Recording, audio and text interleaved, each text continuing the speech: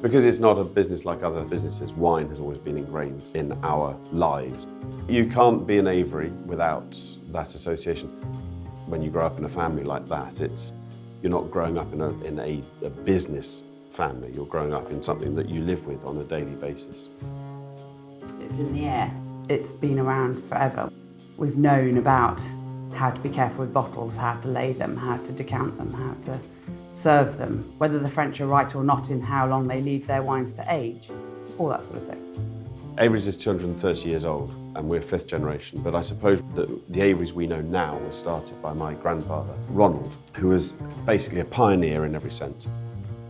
He bought old patrol boats and converted them into motor yachts and launches and then pushed himself to visit countries. And on one very famous occasion, he was in Pomerol and he was there to see the Mouex family. And Jean-Pierre Mouex had this wine called Chateau Petrus. No one had heard of in the English market, and Grampy was pretty impressed. And then along with a colleague, Harry Waugh, they contrived to get a shipment of this Chateau Petrus. And now Chateau Petrus is one of the most valuable wines, in the market today. And he did the same thing in Burgundy. He was one of the first people to actually go to Burgundy and visit the vineyards and tasted the wines in situ, and therefore created a friendship, a business relationship with the people in Burgundy. And he cemented Avery's of Bristol as a centre of excellence. In the 60s, my dad went to California and he got there and found that there was quite a lot of quality wine there. He was tasting them and found some lovely wines and became the first importer for some quite major Californian wines into the UK the following year.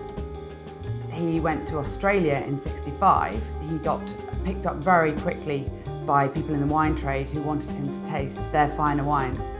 My father is finding McWilliams and Tyrrells and shipping them back within the year.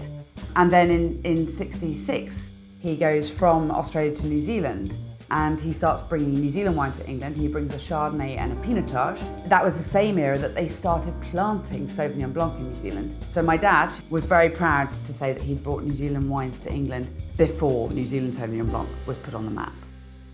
Here we've got the 1985 Nobilo, one of the earlier vintages of wines that Dad brought in from New Zealand.